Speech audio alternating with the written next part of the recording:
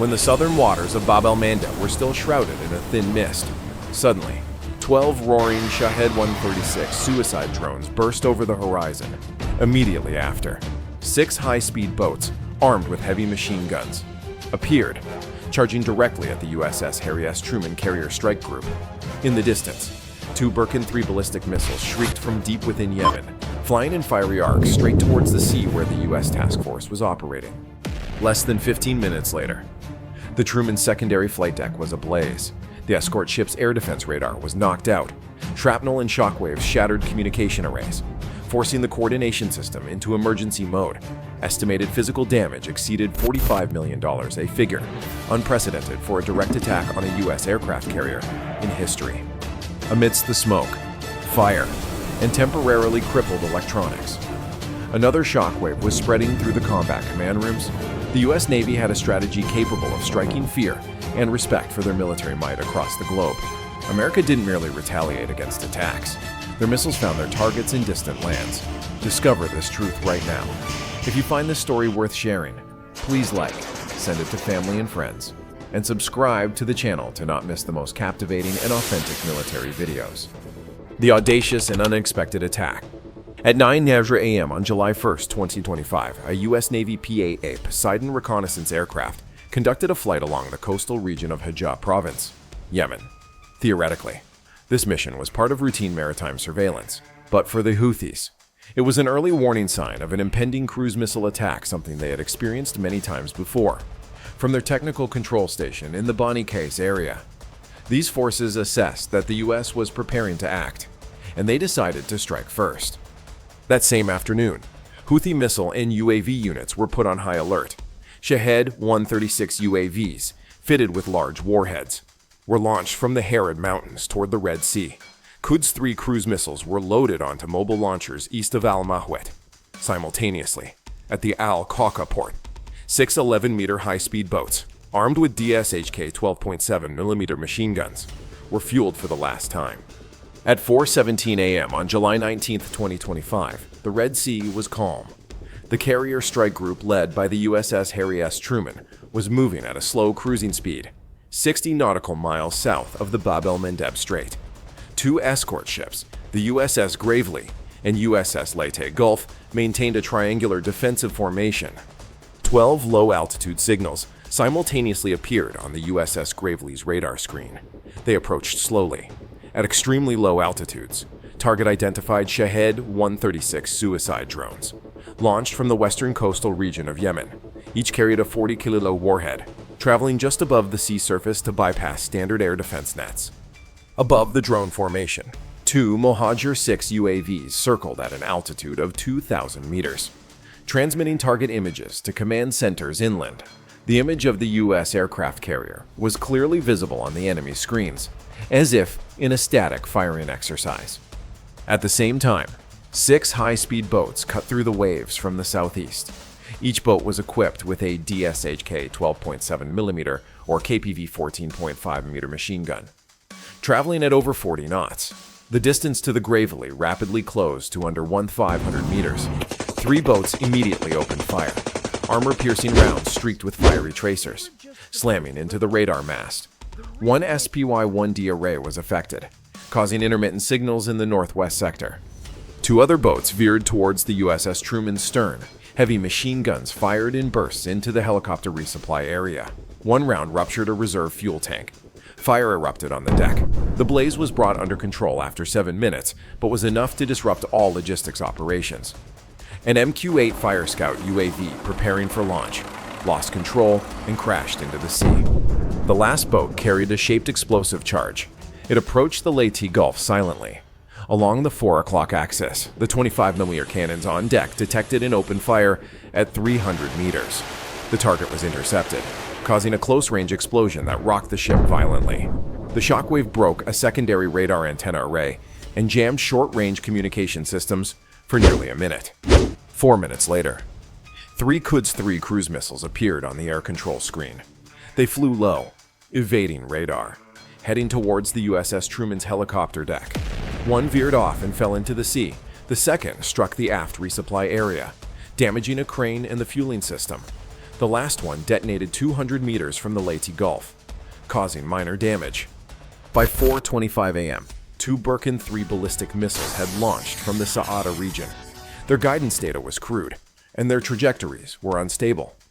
One fell 300 meters from the Leyte Gulf, creating a shockwave large enough to knock a technical container The off Houthis the weren't deck. just trying to damage The a attack ship. lasted They 12 were aiming minutes. for a symbol. Initial U.S. losses were recorded: 1 MQ-8 UAV lost, 1 auxiliary radar damaged, localized fires in the logistics area, and a damaged crane and resupply system. Estimated damage exceeded $45 million. The Houthi forces do not possess a modern fleet. Instead, they leverage UAVs, armed boats, and a reckless close-quarters attack style. The USS Truman had never been approached so closely since its commissioning. And this was only the opening salvo. Combat-level defensive formation. At 4:29 a.m., the USS Truman shifted to a layered defense posture. The AN/SPI-1 radar from the escort ship gravely reconfigured to sweep low altitudes, prioritizing targets below 15 meters. The Phalanx CIWS systems on the Truman switched from standby to ready to fire. Both 20mm Vulcan arrays mounted on the port and stern rotated slightly towards the southern horizon. 2 high-speed boats were still in the combat zone. One accelerated, heading directly towards the port side, hugging the waves to evade radar. When it was 750 meters away, the Mk-38 25mm cannon mounted on the ship's EOTS sensor suite fired first. The initial burst missed, but the second swept across the boat's hull, hitting the outboard engine area. The boat staggered, turning left but couldn't escape in time. The port Phalanx CIWS immediately locked onto the target. The 20mm Vulcan opened fire. Within 2.2 seconds, the entire boat was torn into multiple pieces, debris falling into the sea before it could reach the 500-meter line. The second boat approached the stern. This area had been lightly damaged by the previous DSHK gunfire. The 50 caliber M2 Browning gun station was manned, with a 3-person deck crew taking turns firing. The boat maintained its course. When it was 400 meters away, the stern Phalanx rotated its turret, identified the target, and signaled for engagement. Less than 3 seconds later, 4 of 500 rounds per minute shredded the boat's bow. A small explosion echoed. No shockwave, no return fire. The target was completely eliminated. In the air, the low-flying Shahed 136 UAVs had entered the final kill zone. One circled to the starboard side, rising to an altitude of 20 meters. The starboard Phalanx CIWS acquired the target via its internal radar mode, requiring no manual control. The first burst missed, but the second struck the front of the UAV. The explosive device detonated in midair. Debris scattered into the area 200 meters from the ship's side. The remaining 2 UAVs were shot down by RIM 116 Ram missiles launched by the Leyte Gulf from a range of 7 km. The missiles actively homed on radar, destroying the targets before they could enter the danger zone. Below the surface, the shockwaves from the Burken 3 missile temporarily disrupted the Truman sonar. The escort ship gravely switched signals to a backup communication line, with radar and sonar data transmitted directly to the Truman via real-time protocol. There was no command interruption. The Fire Control Center activated counter-reconnaissance mode. Reaper UAVs deployed from Djibouti diverted to northwestern Yemen airspace, pinpointing UAV and Quds 3 cruise missile launch sites near the city of Abyes. Coordinates were encrypted and transmitted to the USS Truman within 32 seconds. All data was triple verified. The strike wing awaited counterattack orders. Meanwhile, firefighting teams completely controlled the fire on deck. The hit area was isolated. There were no hull penetrations. The lost MQ-8 Fire Scout UAV was marked as a unit-level loss. Intact equipment was moved out of the affected area. There were no personnel casualties. By 4:44 a.m., the strike group was stable. Radar layers were reconfigured into a fan shape. All weapon systems returned to ready status. There were no longer any UAV or boat signals present in the area. The USS Truman did not retreat. The CIWS systems operated exactly as designed: quick lock, quick fire, quick kill. In an unannounced engagement where high-speed boats and suicide drones attacked simultaneously.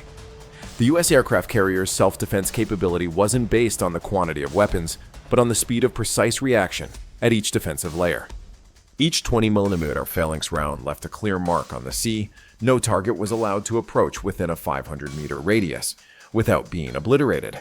and no suicide system could cripple a floating fortress designed to survive in the heart of modern warfare. But that was not the most formidable counterattack. The strike leveled the Houthi command. At 5:08 a.m., the Truman Strike Group completed target acquisition. Data from two MQ-9 Reaper UAVs operating in Yemeni airspace indicated 3 areas with military activity directly related to the dawn attack. A camouflaged command post outside Saada, a mobile missile launch site in a low-lying terrain west of Aebs, and a warehouse containing UAVs and technical supplies on the outskirts of Hajjah. The operational commander chose a long-range firepower counterattack. No amphibious assault, no ground control requested, only complete destruction of targets, withdrawal to a defensive posture, and maintaining full battlefield initiative in the air and at sea. On the destroyer Gravely and the cruiser Leyte Gulf, vertical launch tubes simultaneously opened their covers. 26 Tomahawk cruise missiles were launched in a layered formation. They flew terrain-hugging, utilizing natural thermal bands to avoid detection by ground radar. Target data had been encrypted before launch. All carried fragmentation warheads, optimized for hard structure and underground facility engagement. At the same time, the USS Truman's deck launched an aerial counterattack formation. 6 FA-18E Super Hornets were ordered to take off within 12 minutes. Each aircraft carried satellite-guided bomb kits and long-range air-to-ground missiles, setting flight paths through an electronic corridor created by 2 EA-18G Growlers. The active jamming intensity was sufficient to disrupt low-frequency radar geolocation capabilities, ensuring aircraft approached at medium altitude without being locked on. The launch site in Aebs was hit first.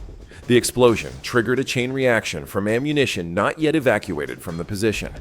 At least 8 missiles still on their launchers exploded in quick succession. The field command post disintegrated after the first bombing run. There was no sign of resistance, no chance for evasive maneuvers. The second target was the command post outside Saada. 12 Tomahawks sequentially penetrated the surface structure, collapsing concrete roofs and causing tremors in the underground operations rooms. Data transmitted from reconnaissance UAVs showed radio signals in this area ceased completely after the third explosion. The last area hit was the warehouse in Hijaz. 2 GPS-guided air-to-ground missiles struck the center of the facility, causing widespread fires. The ground was covered in black smoke for nearly an hour. In satellite imagery, the roof structure had completely collapsed. A row of UAVs and guidance equipment were incinerated on site. No timely evacuation activity was observed. After 42 minutes, the entire counterattack was complete. No U.S. aircraft were hit by enemy fire. No enemy air defense systems were effectively deployed. All initial targets were destroyed. The operation did not create a negotiating vacuum. It only left clear damage. The USS Truman Strike Group did not retaliate emotionally. They reacted according to the principles of modern naval warfare: identify the threat, neutralize the ability to re-engage, and maintain battlefield dominance with precise firepower and continuous pressure. Yemen that morning was windy and dusty, but the area along the western coast was completely silent. Sky radars no longer showed UAV signs. Satellite signals no longer detected any active launch sites. Enemy command facilities were cut off from the periphery. 3 strikes, a single operation, no large troop numbers needed, just accurate data and sufficiently powerful firepower. The elite forces response. At 6:15 a.m., the entire western Yemeni Sea was within the Truman Strike Group's radar control. The airspace around the formation was clear of targets. All signals from enemy UAVs, launch sites, and mobile command centers had been neutralized. Electromagnetic intensity returned to stable levels after nearly an hour of suppression and jamming. The technical systems entered the damage assessment phase. The USS Gravely's SPY-1D radar was affected, reducing its performance for westward tracking. The USS Truman reported the loss of a resupply station and 1 MQ-8 that crashed into the sea during launch. The Leyte Gulf sustained minor shockwave damage. Total losses were estimated to exceed $140 million. The damages were within the scope of on-site repair. There were no casualties. All primary combat assets remained fully operational. The adversary suffered organizational-level losses. 3 strategic facilities were hit within just 45 minutes. The field command center was destroyed. The entire cluster of launch sites was eliminated. The ability to operate UAVs and cruise missiles was rendered inoperable along the entire coastline. Total damage exceeded $500 million, including infrastructure, tactical equipment, stockpiles, and the operational command network. The key factor wasn't the amount of ordnance or the number of launchers, but the speed of decision-making and the depth of coordination. When faced with pressure from UAVs, missiles, and close approaching boats, the Truman Strike Group maintained its position, handling the entire situation with its existing formation. Each defensive layer operated precisely according to the multi-layered combat model: detection, target lock, neutralization, and maintaining readiness for response. There were no wasted movements. Every order followed the correct chain of command. The DEFCON 3 combat procedure was fully implemented in less than 4 minutes from the first shot fired. Under attack from multiple directions, each unit maintained command links, holding firm to its formation structure and defensive layers as trained. When counterattack conditions aligned, the decision to fire was based entirely on real-time data and tactical equipment proven in dozens of operations. The U.S. Navy not only maintained its entire defensive system during a large-scale ambush, but also delivered a counterblow that left the enemy with no control over the area. This wasn't a victory measured by loss ratios. It was a unique situation. The attacked party maintained overwhelming overall dominance. For an asymmetrical armed force like the Houthis, inflicting damage on a U.S. warship was once enough to be deemed a propaganda victory. This time, however, there was nothing left to convey. All filming UAVs were destroyed in midair. Data transmission stations were wiped from the map before any footage could be turned into a broadcast story. The Red Sea encounter established a single rule in an unannounced conflict zone: the force that can react quickly, strike accurately, and withdraw from the area at the right time is the one that determines the next turn of events. That force, in this case, was the United States Navy. All content above is simulated, hypothetical, strategic, analytical. It is not intended to incite violence, political bias, or military provocation, or war. The content is solely our personal hypothetical simulation and analysis of what might occur. Any misinterpretations will not be accepted. We are not responsible for any understanding or application derived from the video content.